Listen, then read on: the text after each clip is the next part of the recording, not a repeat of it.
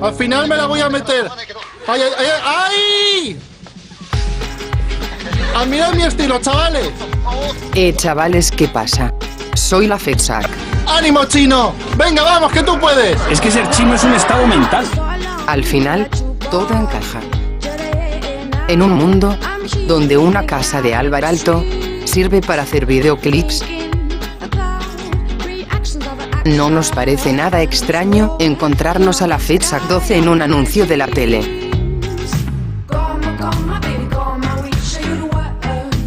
El nuestro es un mundo terrible y maravilloso, donde todo es posible.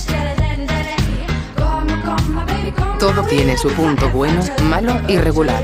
Todo es relativo, y como diría Andy Warhol, todo es arte y todo es política.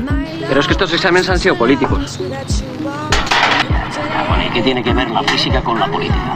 Todo es política, papá. ¿El director don Aurelio? El de Gil Robles.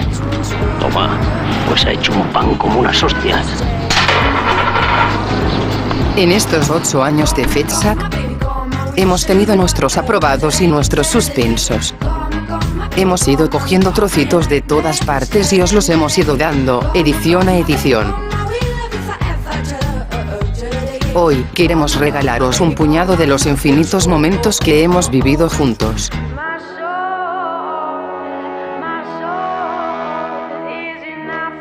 Como el año en que trajimos a un premio nacional de arquitectura, y todo el mundo lo recuerda porque dijo que se duchaba con toallitas.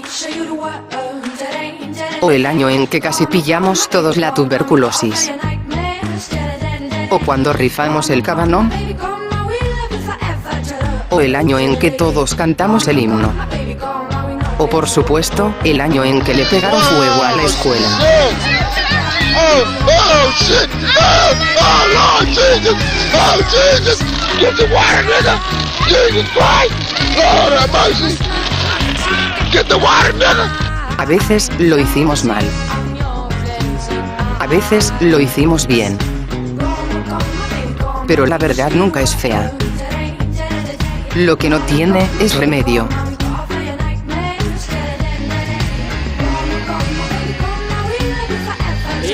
Anda, a tomar por saco.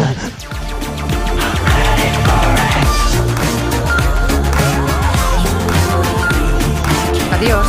Un besote.